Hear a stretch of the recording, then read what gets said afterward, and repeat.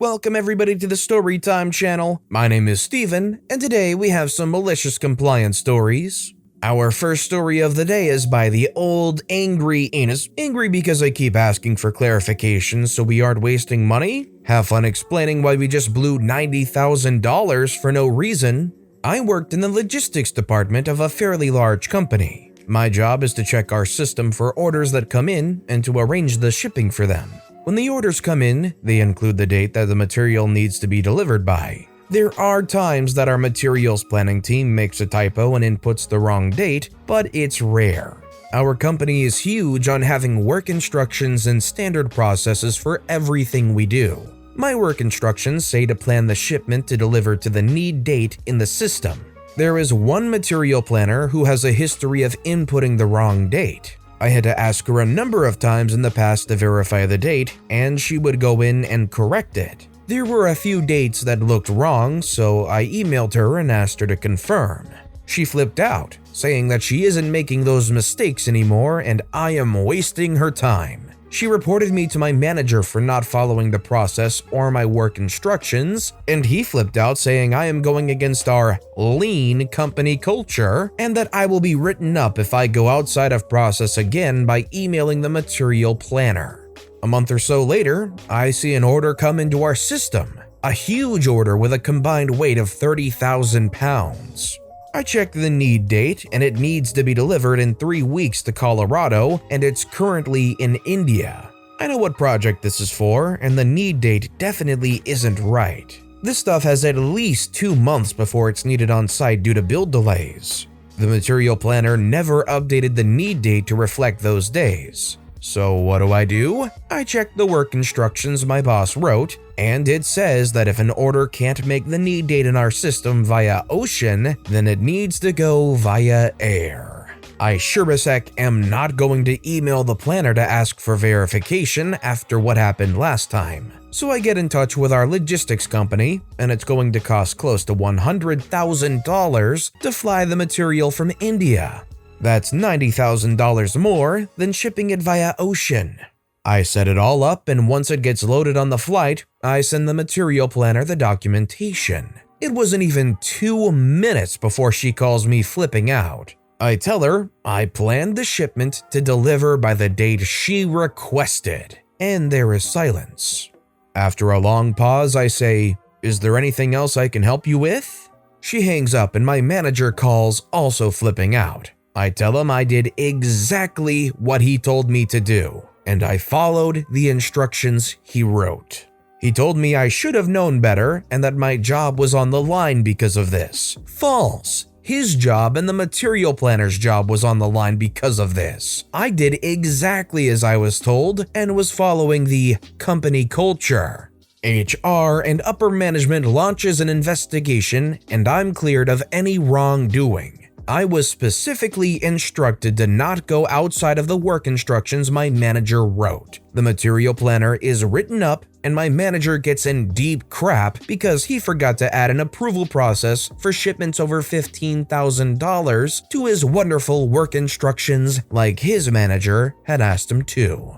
If you found yourself in this position, would you yourself be comfortable enough going forward with this knowing it's costing them another $100,000? Or would it get the best of you, and would you break company culture by pointing out that once again, they messed up? Let me know in the comments down below. Our next story is by Epic Winterwolf. My mom ends up ruining the life of her ex-boss after an exit interview.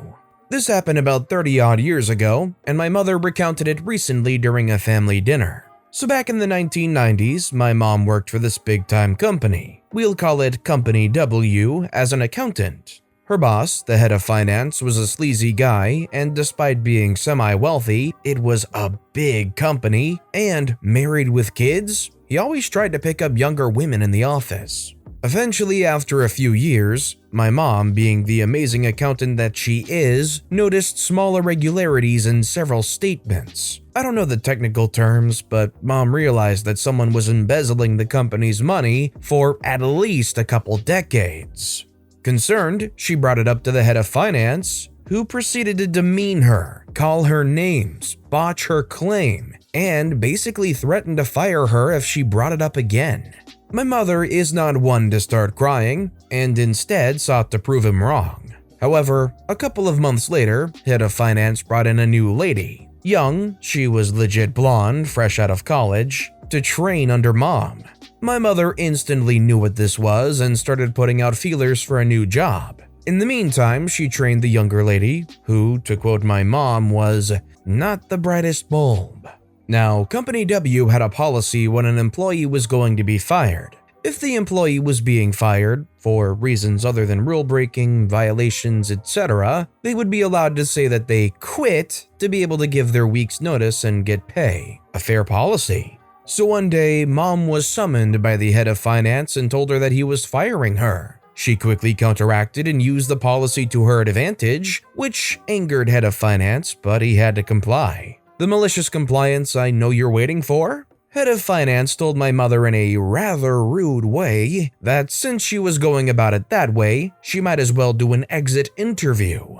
My mother literally had a light bulb moment and said to him, in that case, she would. To note, an exit interview is a formal way of leaving a job, akin to an interview for getting the job. It's a way for employees to share their experience and why they're leaving for records, including HR. You can see where this is going. So she was scheduled for the exit interview. When she went in, my mother had to, of course, bring in files relating to her work. I can't recall the exact reason other than it having to be relevant to her reason for leaving and show it to the interviewer.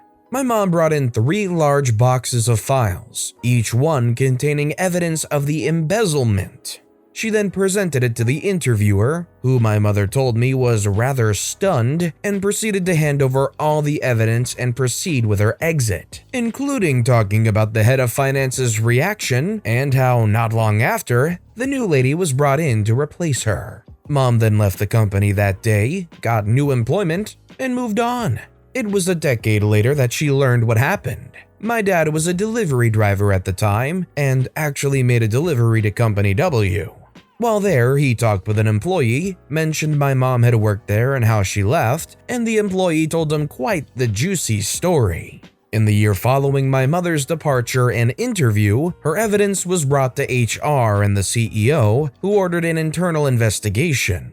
Hidden cameras were placed in the accounting division, every file made was screened and photocopied, tiny details scrutinized, and bank records triple-checked. I think you can see where this is going. Yep, the head of finance was embezzling from Company W. But it gets better. They got him on camera making out with the new lady inside the main office after hours. To add insult to injury, the cameras also caught him being cruel to those under him, touching other women, etc. But the biggest thing was still the embezzlement. Head of finance managed to, in over 30 years, steal over $1 million in Company W's earnings from his days as a mere accountant and all through his promotions. Now, the exact way he was able to get that much over that time wasn't told to my dad. I doubt the employee knew, but he did know the fallout. Head of finance was summoned to the Big Cheese's office the day after the evidence was compiled. And let's just say head of finance wished he had simply been fired. He was arrested for the embezzlement and for sexual misconduct or something like that, as well as a few other things my mom can't recall. The new lady who came in actually revealed that he had brought her in after starting to date her, and even revealed to her what he was doing. Her job had basically been to help him cover it up so they could live the rich life. She didn't even know what exactly accounting was other than managing money. The perfect cover, so to speak. And if the now ex-head of finance thought being arrested and charged was bad enough, when his wife found out, the employee who told my dad this hadn't been present when the wife had come in while the ex-head of finance had been let out, but a friend of his had seen what happened. She had just went up, smacked the now ex-head of finance, screamed obscenities at him before saying she'll be seeing him in court for a divorce. While my dad couldn't learn what exactly happened next, what was clear was that the guy's life was ruined. And my mom, while not a vindictive person by any means, did feel somewhat joyful over the outcome. Lesson to be learned here: never screw with an accountant who actually knows what they're doing. Even if you're not a vindictive person, you should feel some level of joy over exposing somebody that stole over $1 million over the period of 30 years. Not to mention effectively taking a guy out of the workforce that was assaulting women. Getting them out of there and getting them probably in jail for a while is something to be incredibly joyful over.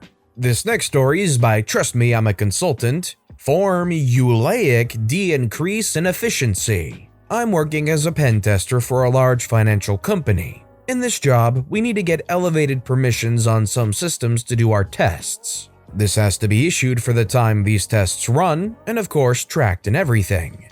This was something that was usually done by us sending a list of the servers and the permissions we need to the network guys, who then did their magic to give us permissions. That system worked pretty well. We had our server lists ready and basically just sent the relevant lists with a quick note with how long we needed to the networkers, who were used to us sending this and developed a good routine. Mostly they just switched rules back on that already existed, just checking the lists we sent for changes. Took us about 10 minutes to check whether the lists are still up to speed and correct them, and the networkers had about 15 minutes of work to set everything the way it needed to be. 30 minutes of work, including coffee break. Everyone was happy. It worked perfectly. Now, to streamline and increase productivity, that alone should tell you that BS is afoot, the system got automated recently. In a form, you can now shop the permissions you need. You just put down the server, the ports, duration, reason, your laughs, your cries, your hopes, your dreams, your shoe size, and that of your superior into a form. And then you get everything automatically. Read, the network gets it and then has to do it manually because, well, guess at what part? Security management asked them if they're nuts to just let anyone decide what rights they want. So far, so good. We were, well, let's say not too excited about it. Mostly about the form's rather awkward style. After a lengthy discussion with the person responsible for it, who doesn't exactly like pen testers because we think that everything has to go the way we want and we only want to play by our rules and can't just do our job, his words paraphrased, we were told in no uncertain terms that simply sending the network guys a list is not going to do it, and we will use the form. It only takes a minute, darn it. How spoiled can we be? Can we charge that minute it takes us on your department? Yes? Well, okay. Then we really don't have a problem anymore. It only takes a minute. Pretty exactly a minute actually, give or take, depending on how responsive the server is that hosts the form and how quickly you can type in your stuff. But, and that is the problem, you can only put in demands for yourself, not others, and for one server at a time. This is for most users not that big of a problem, since they generally only need to work with one server at a time. During a test, especially when targeting a semi-large server farm as we are about to, this can be a few more machines and, as you may imagine, a few more people. Or, in this particular case now, precisely 782 systems and 12 people. 782 times 12 minutes. Now that we're streamlined and productive, compared to 30 minutes back in our old sluggish and inefficient days, so we are using the form.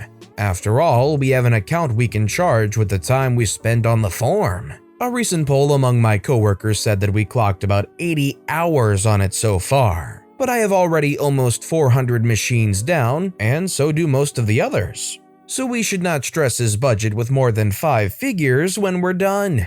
With the machines for this test at least. Not the test itself, mind you, 5 figures for red tape. Plus, and this just for the network and firewall people reading here, can you imagine the difference in workload and stress on the firewalls when they need one rule per server instead of being able to do subnet-based rules where multiple servers get handled by one rule? I have a hunch that we'll be back to our old ways no later than when he gets the numbers for this month from accounting. Or when the firewallers start screaming because their walls melt under the workload. Let's see what happens first. To create an analogy for this, it's like saying that you need to count your tens up to 100, 10, 20, 30, but then the teacher comes in and says, instead of counting by the tens, you have to count by the ones, but don't worry, you can charge us per number. So the entire class, instead of going 10, 20, 30, they have to go 1, 2, 3, 4, all the way up to 100. You see how blatantly not efficient and stupid that is. I'm sure the person responsible will realize how dumb it was in retrospect. But with that being said, that's all the time we have for today. So if you have a favorite story of the day, let me know which story and why in the comments down below. But besides that, if you enjoyed the video, please consider giving it a like, and if you haven't, subscribe and turn notifications on so you'll never miss an upcoming video. No matter what you do, whether it's just viewing the video, liking, subscribing, turning notifications on, I appreciate the heck out of it. Every little thing that you do helps the channel grow that much more, and I can't thank you enough for it. So, until next time, I hope you all have a wonderful day, and I'll be right here next time on the Storytime channel.